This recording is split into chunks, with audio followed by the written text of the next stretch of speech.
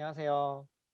서울지부 서부지역 학생대표 출신 언약교의 변용희 집사입니다. 저는 지금 한 외국계 은행에서 PB 업무, 그러니까 개인 VIP 고객들의 자산 관리를 담당하고 있는데요. 그래서인지 오늘 대학생 랩런트 여러분과 대학생의 경제 관리라는 주제를 가지고 함께 나눌 수 있는 영광의 시간을 허락해 주신 하나님께 감사를 드립니다. 경제 관리라는 주제가 참 쉽고도 어렵고 예민하고 조심스럽습니다. 돈이라는 자체가 말씀의 은혜를 받고도 바로 현실로 돌아가게 만드는, 혹은 말씀과 하나님을 아예 잊어버리게 만드는 강력한 힘을 가지고 있거든요. 또한 여러분 각자의 살아온 과정과 가정 배경에 따라 습득한 경제 지식이 천차만별이기에 기준을 두고 말씀드리기가 쉽지 않을 것 같지만, 이 시간이 제게 주어진 만큼 가능한 쉽게, 또 기초적인 부분이면서도 당장 여러분들이 맞이하게 될 부분들에 대해 전체적으로 한번 짚어보며 나눌까 합니다. 그래서 이 주어진 시간 안에 간략하게 경제관리의 이유와 목적, 또 경제관리를 함에 있어서 수입 지출 작성, 또 대출 부분, 투자 부분, 이렇게 좀 나누어서 진행을 해보도록 하겠습니다. 먼저 경제관리의 이유와 목적입니다. 우리 사랑하는 대학생 랩런트 여러분, 우리는 무슨 일을 하든지 그 이유와 목적을 먼저 확인하는 것이 우리에게 당연한 것으로 다가와 있을 것 같아요. 메시지를 들을 때마다 항상 그 시작이 거의 그 이유와 목적을 확인을 먼저 해주시니까요. 우리가 경제를 관리하는 그 이유 그리고 목적은 무엇인지 한번 먼저 좀 짚어봤으면 좋겠습니다. 제가 시작부터 쉽고도 어렵다고 표현했던 부분이 여기에 있어요. 어, 현실과 지식을 전달하는 일은 사실 어려운 일이 아닌데, 다만 여러분의 세계관과 맞닿아 있는 부분을 건드리는 일이 좀 어려운 거죠. 음, 메시지를 항상 들어도 막상 경제가 부딪히면 현실로 돌아가게 되고, 또 육신적인 부분으로만 생각할 수 있는데, 그 경제 관리를 말한다는 게 여러분한테 혹시나 나, 육신, 세상의 방법을 말하는 것으로 오해의 소지가 생기지 않을까 싶어서 그게 조금 제일 어렵게 느껴지는 부분입니다. 그래서 우리는 시작부터 이 부분을 확실히 하고 또 확정하고 들어가고 싶습니다. 여러분, 우리가 경제를 관리해야 하는 이유와 목적이 무엇일까요? 제 나름대로 좀 표현을 하기보다는 성경을 통해 확인을 좀 해보도록 하겠습니다. 네, 역대상 29장을 조금 함께 읽어보도록 할게요.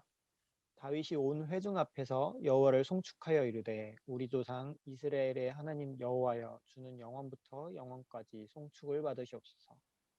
여호와여, 위대하심과 권능과 영광과 승리와 위엄이 다 주께 속하였사오니 천지에 있는 것이 다 주의 것이로소이다.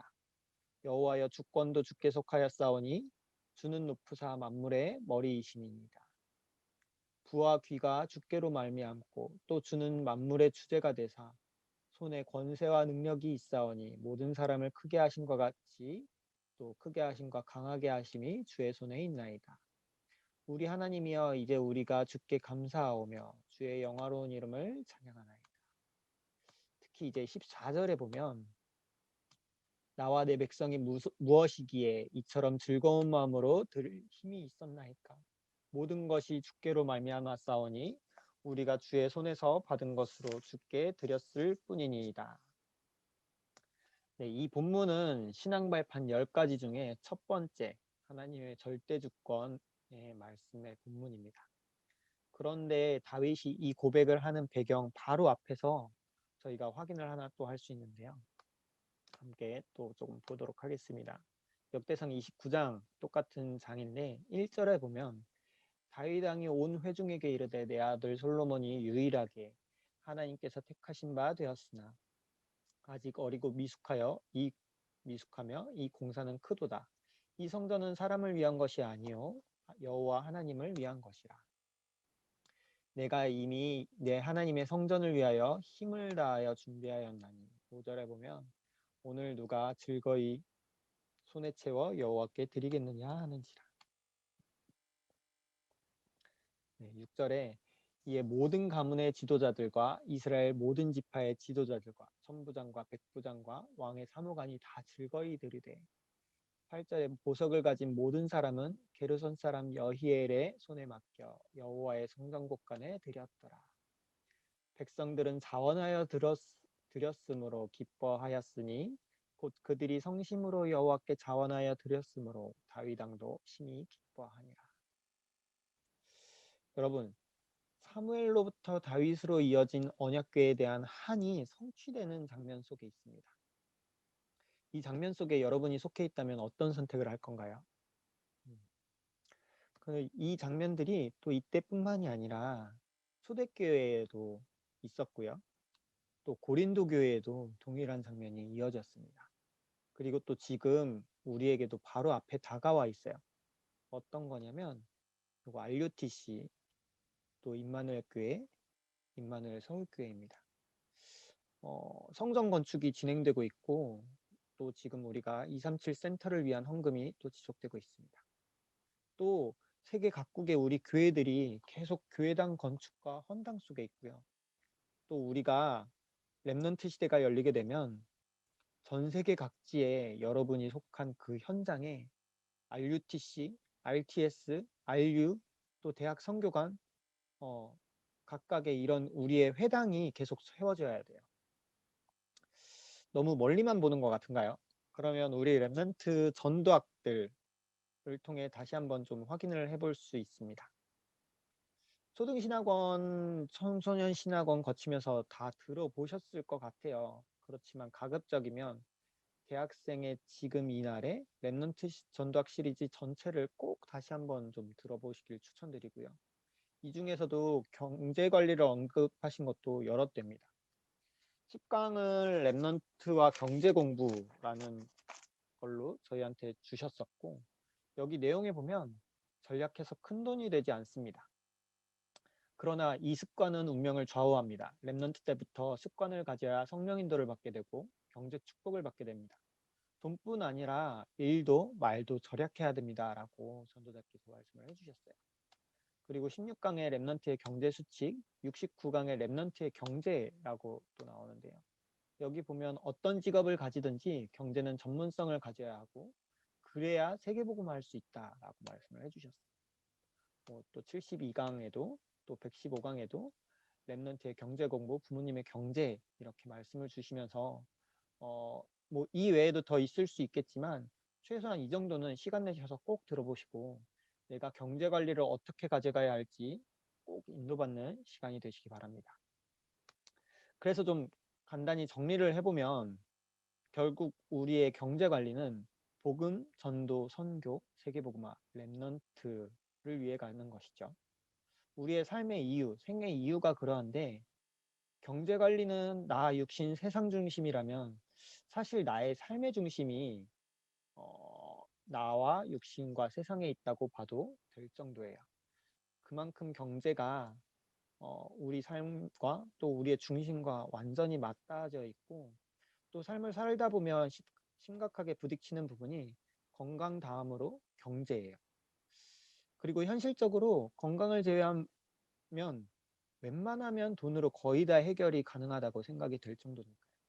그렇기에 그 돈을 버는 현장 그리고 일, 또 그 돈을 쓰는 일과 그 현장이 모두 하나님께 향해 있는 우리의 삶이 되기를 간구합니다. 이 경제관리의 목적과 이유를 사도 요한이 가이오에게 축복하며 전달한 그 말씀으로 저와 여러분이 또 축복받는 느낌으로 마무리해 보겠습니다. 사랑하는 자여, 네 영혼이 잘된 같이 네가 범사에 잘되고 강건하기를 내가 간구하노라. 이것이 우리 경제관리의 이유와 목적이 될 줄 믿습니다. 다음으로 이제 수입 지출 작성인데요. 가계부라고 해도 되겠죠. 초등학교 청소년 랩런트들에게는 용돈기 입장 정도라고도 표현할 수 있겠는데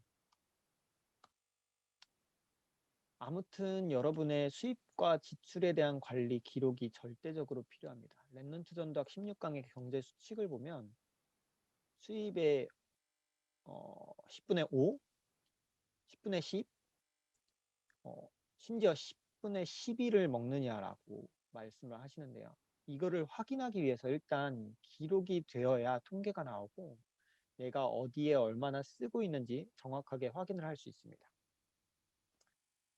그래야 다시 조절을 계획할 수 있고 수입 내에서 관리하는 방법들을 터득해 가게 되니까요. 사실 조금만 좀 관심을 가지면 정말 쉽게 작성할 수 있는 방법들이 여러 있습니다. 가계부 관련해서 어플도 정말 많고요. 음, 카드 결제 문자가 들어오면 동시에 어플에 기록되고 그 내용들을 분류해서 통계도 자동으로 집계해주는 것들도 있는 것으로 알고 있어요. 그리고 은행들 전산 연계에 동의만 하면 여러분의 통장 잔고들까지 긁어와서 한 번에 확인을 하는 것들도 있고요. 아무튼 나의 수입과 지출을 관리하기 위해서는 기록하는 습관을 먼저 꼭 시작해 보시길 권합니다.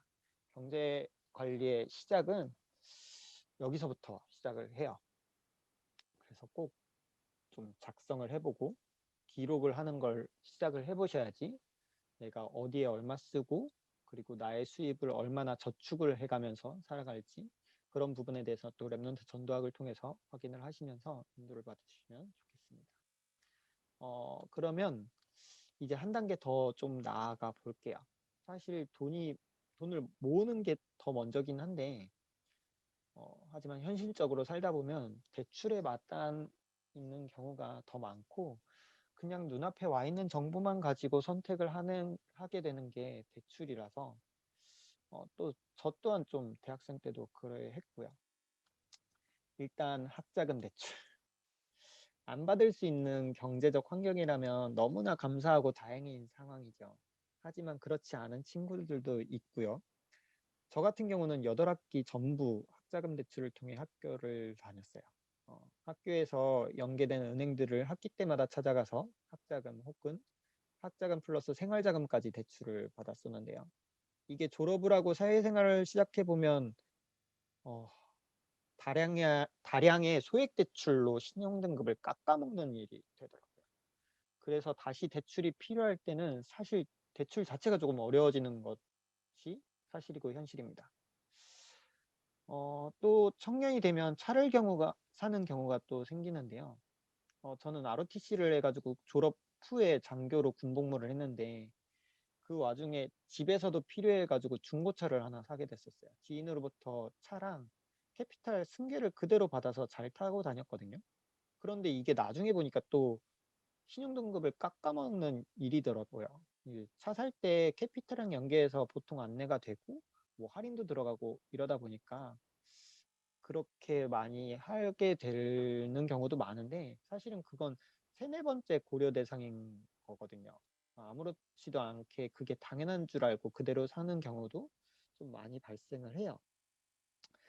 그리고 또 대학 청년 때 자취를 하기도 하고 또 결혼을 하게 되면 이제 집을 구해야 할 일도 생기죠.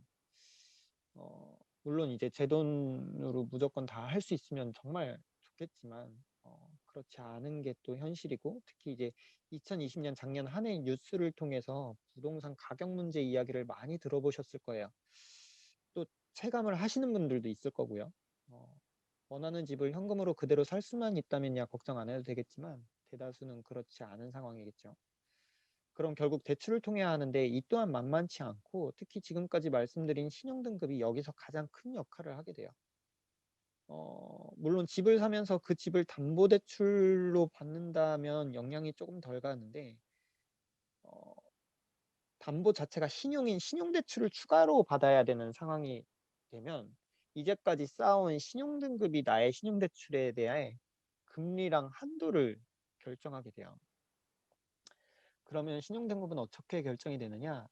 내 과거 신용 거래 내역을 확인하고 내 직장이 급여를 밀리지 않고 정확하게 지급할 수 있는 여력이 되는지를 판단을 하고요. 그리고 연봉도 확인하게 되겠죠. 그런데 반대로 너무 신용거래 기록이 없어도 신용등급 판단이 안 되기도 해요. 학자금 대출을 받은 적도 없고 신용카드도 쓰지 않고 체크카드로만 모든 생활이 가능한 친구들도 있을 거예요. 그러니까 내 이름으로 신용으로 거래가 한 번도 일어난 적이 없다면 신용평가 회사에서는 신용등급을 확인할 수가 없어요. 특히 입사한 지 얼마 안 된 상황이라면 과거 연봉을 확인할 만한 자료도 없겠죠. 이런 경우에도 또 신용대출이 어려워지는 경우도 생겨요. 그래서 종합하면 학자금, 자동차, 주택 등 모든 필요한 지출 거래에 있어서 1순위는 현금이에요. 보유한 현금. 그러니까 당장은 내가 그 현금이 없어도 뭐 부모님이 도와주실 수도 있겠죠. 물론 주택의 경우에는 세금 관련 문제로 증여 등의 부분을 확실하게 해야 하는 부분도 있습니다. 그 부분은 나중에 따로 공부해 보시고 지금 대학생 여러분의 현실과 미래를 준비하는 부분에서 도움이 될 만한 정도 내에서 조금 말을 드려볼게요. 그래 1순위는 현금이라고 치면 이제 2순위는 1금융권이에요. 1금융권. 즉 시중은행들에게 받는 대출인데요. 학자금 대출 또한 보통 1금융권 대출인데 나중에 사회생활을 시작해보면 보통 몇 천만 원에서 1, 2억 정도까지 받는 신용대출의 규모에 비해서 소액대출이 다량권으로 확인이 되는 거예요. 보통 몇 백만 원 이렇게 받게 되니까요. 그래서 가능한 빠른 시간에 대출을 상환, 그러니까 대출을 갚는 걸 말해요. 대출을 상환하거나 아니면 가능하다면 대환, 그러니까 다른 대출을 한꺼번에 하나로 일으켜서 기존 대출을 상환하는 것도 고려를 해봐야 돼요. 뭐 여러 가지 이율면이나 이런 것들이 다를 수 있지만 어쨌든 신용등급을 딱 깎아먹는 일로 발생이 되기 때문에 그래서 다른 대출이 가능한지 알아봐서 일단 소액 다량 대출을 해결하는 것이 좀 더 나은 선택지가 신용등급 자체에 있어서는 그렇게 좀 영향을 미치게 돼요. 그리고 이제 1금융권 대출이 불가능할 때 2금융권, 그러니까 뭐 보험회사나 증권회사 또 자산운용회사 등의 이런 곳들이 보통 이제 저희가 2금융권이라고 하는데요. 이쪽에서 좀 비교해 보시고 그래도 안 될 때 이제 확인하는 곳들이 이제 캐피탈 그리고 이제 사금융으로 들어가는 대부업체 이렇게 들어갈 수 있어요. 뭐 한도나 이자, 뭐 신용등급 면에서 이렇게 이용하는 것이 조금 당연한데 살아온 상황이나 뭐 따라서 이런 현실을 모를 수도 있고요. 뭐 알아도 어쩔 수 없는 경우도 있겠죠. 그런데 이제 알아도 어쩔 수 없는 경우면 뭐 어쩔 수 없지만 모르고 이런 것들을 지나오게 되면 좀 당황스러운 일이 생기더라고요. 저는 이게 이런 걸 전혀 몰랐고 그치만 또 눈앞에 닥쳐오는 일이기도 했어요. 그래서 대학생 랩런트들이 적어도 모르고 있다가 상황이 닥쳤을 때 당황하지 않았으면 하는 마음에 여러분들과 좀 나누어 봤습니다. 그래서 혹시 대출을 조금 알아보셔야 하는 상황이면 우선 은행연합회 등을 통해서 은행 간 금리를 비교해 볼 수가 있어요. 그리고 그곳에서 이제 조금 저렴한 이율이 가능한 곳 한두 곳에 좀 전화를 먼저 해보셔서 가능 여부, 또 한도, 이자 등을 조금 확인을 해보시고요. 그 다음에 이제 필요한 서류들을 조금 준비하면서 검토해 나가시면 그게 조금 도움이 될 거예요. 저도 제가 직접 대출 관련 직무를 맡은 적은 없어가지고 더 이상의 자세한 얘기는 조금 할 수가 없는데 그래도 전체적인 좀 대략적인 부분과 더불어서 특히 이제 대학생 여러분이 마주하게 될 만한 상황들을 감안해서 좀 말씀을 드려봤습니다. 자, 그러면 이제 반대로 돈을 모으는 방법에 대해 이야기를 조금 해보겠습니다. 2020년 코로나19로 인해서 많은 것들이 변화되었는데요. 금융권에 있어서도 상당한 영향을 미쳤습니다. 아까 말했던 부동산 이야기와 더불어서 가장 많이 이야기되는 게 지금 주식시장인데요. 이게 어쩔 수 없는 것이 우리 부모님 세대가 살았던 시기와 지금은 금리 차이가 조금 상당해요. 예전에는 돈을 모아서 은행에 예금을 해두면 이자가 10%대 혹은 그 이상의 시절도 좀 있었어요. 예를 들면 10% 예금 이자라고 하면 원금의 2배가 되는 시기가 7년 정도면 가능해요. 그런 예, 예금했던 원금과 1년 후 받은 이자를 그대로 원금으로 재해치하는 복리 효과를 그대로 7년을 예치한다면 100만 원이 200만 원이 되는 게 가능했었어요.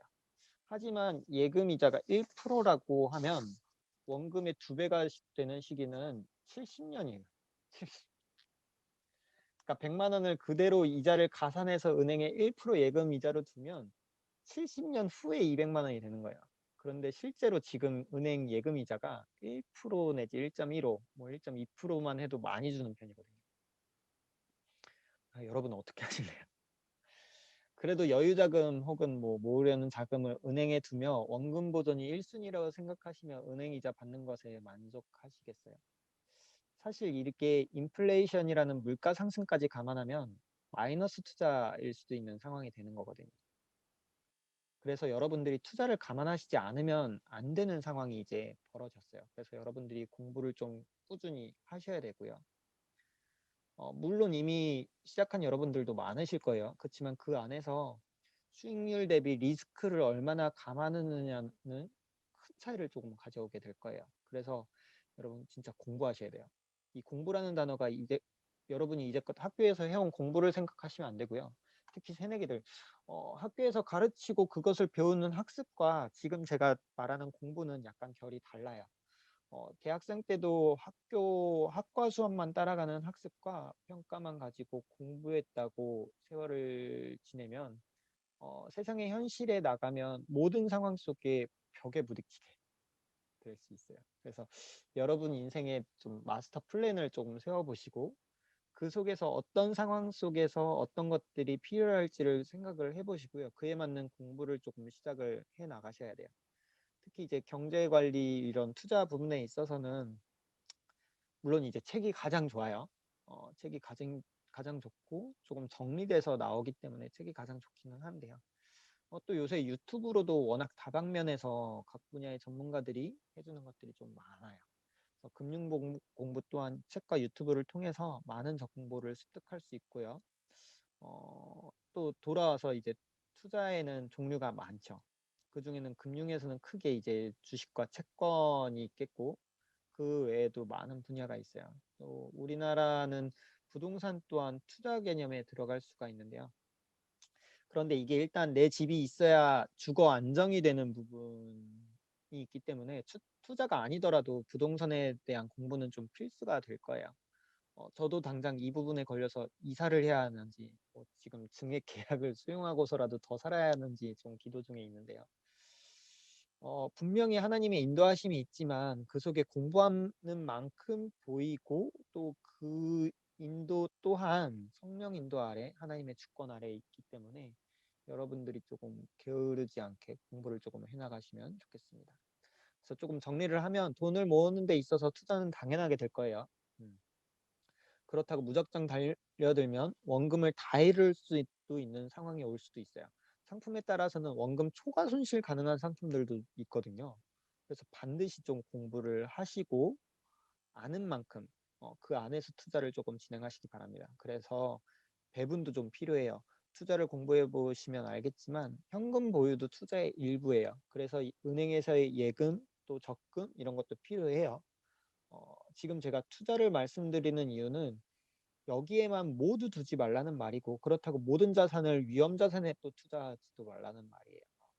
여러분의 인생의 마스터 플랜 안에서 그 중요한 시기마다 필요할 자금들을 얼마나 모아야 될지 그리고 그것들을 어떻게 모아나가야 할지를 계획하고 공부해서 실행하는 것들을 지금부터 시작을 해야 된다는 것을 좀 말씀을 드리고 싶어요. 즉 습관을 만들어감에 있어서 그 시작을 지금부터 좀 해야 하고 이를 위해서 따로 공부를 좀 시작을 하셨으면 좋겠습니다. 뭐 주식을 투자함에 있어서도 개별 주식을 할지 뭐 펀드, ETF 아니면 또 변액보험 등등 여러 가지 방법이 있고요. 거기에 영향받는 부분들을 공부하다 보면 사실 매일매일 일어나는 세계 정세 뉴스들에 민감해질 수밖에 없어요. 한편으로는 237을 매일 생각할 수 있는 좋은 기회가 되기도 하고요. 지금 우리에게 주시는 강대국, 약소국, 또 세상 나라 그 메시지들을 묵상하며 판단을 해야 하기도 합니다. 하나 추가로 좀 말씀을 드리면요. 이렇게 투자를 위해 결정을 하다 보면 수익을 위해서 지금 4차 산업의 선두에 있는 기업들을 우선적으로 조금 투자를 하게 될 수밖에 없어요. 그런데 이게 사실 다 산단체랑 연관이 있거든요. 우리가 투자를 한다는 건 이 기업들이 잘 되기를 바라고 잘 돼야 주식 시세가 올라서 우리에게 수익을 가져다 주기를 바란다는 거거든요. 이 부분 때문에 사실 저는 좀 더 깊이 여러분들과 포럼을 해보고 기도하고 싶은 마음이 좀 있습니다. 우리가 3단체 기업들에 투자하면서 그들이 잘 되기를 바란다는 게 사실 좀 아쉽거든요. 여러분들을 통해서 랩넌트 기업가가 일어나서 또 그 기업을 통해 사람을 살리고 현장과 국가, 세계를 살리고 또 우리가 투자를 그 기업에 할 수 있는 그런 기업들이 세계 곳곳에 일어나기를 소망하면서 기도해 봅니다. 정리를 하면요.